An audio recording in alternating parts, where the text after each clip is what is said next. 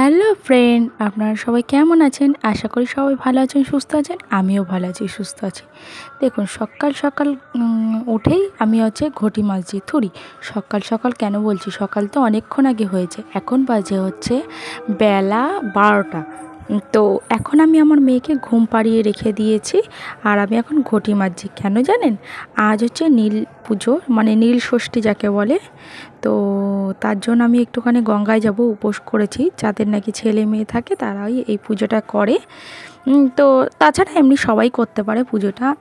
আমি বিশেষ করে জানি সন্তানের মা হলে তখন নাকি এই পুজোটা করতে হয়। তো যাই হোক, আমি সব রেডি করে নিয়েছি, আর এখন ঘটিটা নিয়ে যাব। তামার ঘটিতে জল না ঢাললে হয়। তো আমি ঘটিটা মেজে নিচ্ছি ভালো করে, ওই পিতাম্বরী দিয়ে ভালো করে মাজছি। মেজে নিয়ে এখন এই ঘটিটা নিয়ে যাব। আর আমি যাব আমার গাড়িটা নিয়ে, আর আমার যা যাবে তার হাজব্যান্ডের সঙ্গে, মানে আমার দেওর আর ও দুইজনে যাবে। ও যেহেতু গাড়ি চালাতে পারে না, আর আমি বললাম আমার গাড়িতে যেতে। ভাগ্যিস আমার গাড়িতে যায়নি, কারণ কি ও যদি আমার দেওর যদি না যেত, আমাদের রাস্তায় অবস্থা খারাপ হয়ে যেত। কেননা কি আমাদের আমার গাড়িটা একটুখানি মাঝপথে খারাপ হয়ে গেছিলো, স্টার্ট নিতে চাইছিল না, কেন কি জানি না, মনে হয় ব্যাটারি বসে গেছিলো। কতবার ওই রকম হয়েছিল জানেন। তারপর আমার দেওর পায়ে করে স্টার্ট দেয় না, আমি তো হাটে পিক আপ থেকে স্টার্ট দিই, আর ও পায়ে করে স্টার্টটা দিয়ে দিল।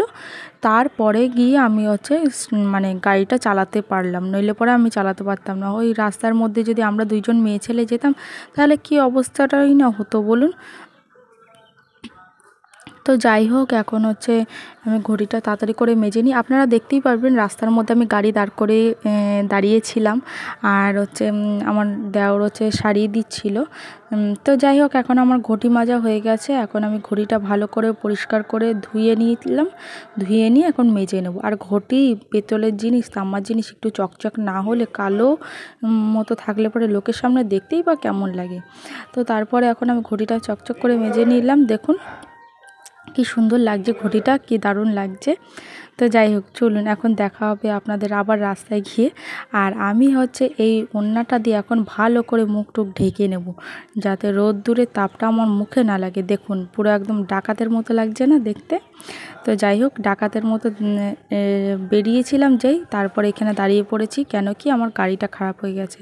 আর আমার দেওররা সবাই ফুল মালা এসব কিনছিল বলে, তাই জন্য আমি দাঁড়িয়েছিলাম। এই দেখুন গাড়িটা নিয়ে আমি দাঁড়িয়ে আছি, কিছু করার নেই। তারপরে কিছুক্ষণ পরে আমার দেওরে আসলো, তা ওকে বললাম, বলার পরে ও স্টার্ট দিয়ে দিল। তো যাই হোক, চলুন গঙ্গার ঘাটে যাওয়া যাক। তারপরে দেখুন এই যে আমি ফুলের ডালামালা সব সাজিয়ে নিলাম, আর ঝুড়িটা কিন্তু এখান থেকেই কিনেছি, 10 টাকা দিয়ে কিনলাম। তো আমি গঙ্গার ঘাটে এসেছি, সব কিছু কিনে টেনে নিয়েছি, আর প্যাকেটের দুধ নিয়েছি, যেহেতু এমনি দুধ পাইনি। তারপরে আমার দেওর আমার যা এগুলো কিনে এনে দিল, আর যা টাকা পয়সা লাগে সেগুলো আমাকে দিতে হবে। তো যাই হোক, এখন স্নান টান করে আসি। চলুন স্নান, এখন ভাটা চলছে।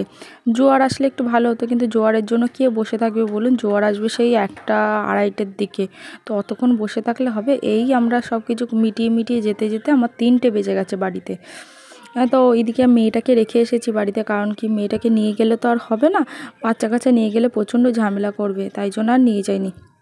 এটা আমাদের গঙ্গার ঘাট, এখানেই সবাই স্নান টান করে ভেতরের দিকে জামা কাপড় চেঞ্জ করছে। আগের বারে এই সামনেটা অনেকটা ঘিরে দিয়েছিল, এবারে আর ঘিরে টিরে দেয়নি। কেমন অসভ্য লোক বলুন এরা, মানে ঘিরে দেওয়া উচিত ছিল, মেয়ে ছেলেরা চান করবে, জামা কাপড় চেঞ্জ করবে। তারপরে দেখুন আমি চুড়িদার পরে এসেছিলাম, আর এখন এখানে শাড়ি নিয়ে এসেছিলাম, নতুন বস্ত্র যেহেতু পরতে হয় নীল ষষ্ঠীর দিন, তাই জন্য আমি নতুন শাড়ি পরে নিয়েছি।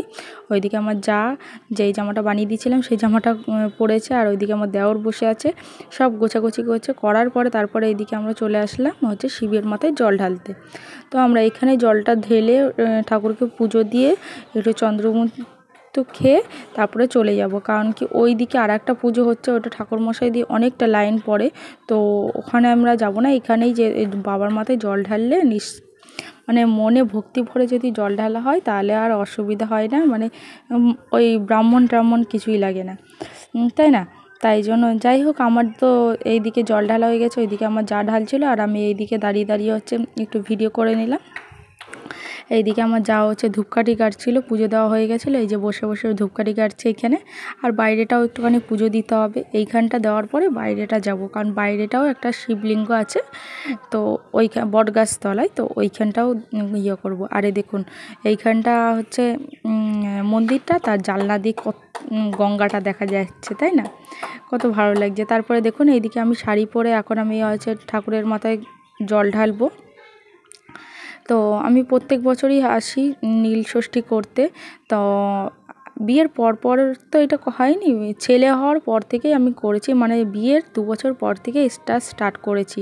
তার আগে তো আমি হচ্ছে শিব পুজো করতাম, তো এই বছরের শিব পুজোটা আমি করতে পারিনি, আমি গায়ে উপোস দিয়েছিলাম, তাই জন্য হচ্ছে নীল ষষ্ঠীটার সময় আমি গঙ্গায় আসি। বাট শিব পুজোর সময় আমার গঙ্গায় আসা হয় না, আমার বর নিয়ে আসতে চায় না। তো এবারে দেখে গেছি যেরকম মানে বর যখন নিয়ে আসতেই চায় না, তাহলে আমাকে যখন আসতেই হবে, তাহলে আমি গাড়িটা নিয়ে টুক করে চলে আসবো, কারণ ও প্রচণ্ড ঝামেলা করে। সত্যি কথা, ছেলে মানুষ বিয়ের পরে মানে খালি কাজ আর কাজই ইয়ে করে। বউ ছেলে মেয়ে এদেরকে সময় দেবে তা না, তাদেরকে একটুখানি সময় দেয় না। শুধু কাজ করলে হবে, তাদেরকেও তো সময় দিতে হবে না। তো যাই হোক, তারা সময় দেয় না, ওটাই খারাপ লাগে। তো কিছু করার নেই, ওরা যখন সময় দেয় না, নিজের সময়টা নিজেকেই বার করে নিতে হবে। আর একটা জিনিস দেখলাম, এইখানে কত বাচ্চা কাচ্চা, মানে কত বউরা আছে, তার বাচ্চা কাচ্চা নিয়ে এসে গঙ্গায় নেমে গেছে, গঙ্গায় চান করাতে যাচ্ছে। তাও ওর বাচ্চা কাচ্চাগুলো গঙ্গায় হেঁটে হেঁটে চান করতে যাচ্ছে। আমি তো তাই দেখে অবাক, পুরো আমার মেয়ের মতো একটা বয়সী বাচ্চাকে গঙ্গায় হাঁটিয়ে হাঁটিয়ে একা একা ছেড়ে দিয়েছে, গঙ্গায় হেঁটে হেঁটে চান করছে। কী অবস্থা বলুন তো, মানে কোনো ধ্যান নেই বাচ্চা কাচ্চার ওপরে। আর আমরা কি ভয় পাই যদি বাচ্চা কাচ্চা গঙ্গায় কিছু হয়ে যায়, তাই না। তারপরে আমি আবার দেখে ভয় লাগছিল, তাই আমি আমার যা বলছিল, দেখো পুরো ঘন্টি বুড়ির মতো দেখতে, আমার মেয়েকে যেহেতু ঘন্টি বুড়ি বলে। তারপরে দেখুন আমাদের পুজো দেওয়া হয়ে যাবে, যখন বাড়ির দিকে রওনা দেবো তখন দেখি নাকি বান এসছে না জোয়ার এসছে, আমি সঠিক জানি না। যাই হচ্ছে না কেন, আমি একটুখানি ভিডিও করে তুলে নিলাম, দেখতে ভালো লাগছিলো। ঠিক ওই জায়গাটা যেখানে মানুষগুলো দাঁড়িয়ে আছে, ওই জায়গাটা না ঘুরতে ঘুরতে ঘুরতে ঘুরতে জল আসছিল। তো দেখে কীরকম লাগছিলো। আর সবাই হচ্ছে মানে জলের মধ্যে ছিল অনেকে, সবাই উঠে গেছিলো ভয়তে যে জোয়ারটা যাক। তারপরে জোয়ারই এসেছিলো মনে হচ্ছে, বান নয়, বান আসলে পর আরও স্রোত হতো। তো যাই হোক, জোয়ার এসেছিলো, তো জোয়ারের জন্য সবাই উঠে পড়েছিল। যতই যাই হোক, আমরা যখন চান করেছি পুরো ঘোলা জল ছিল। আর তো যাই হোক, বাড়ি এসে সাবু মাখা খেলাম, ফল খেলাম, অনেক কিছু খেলাম। তারপরে এদিকে আমি বরের জন্য টিফিন নিয়ে নিয়েছি সাবু মাখা, কারণ ও কিছু খায়নি, কারণ আমি রান্না করিনি কিছু, তাই জন্য। তো যাই হোক, এখন দিয়ে আসি আজকের মতো, টাটা বাই বাই, দেখা হবে নেক্সট ব্লগ।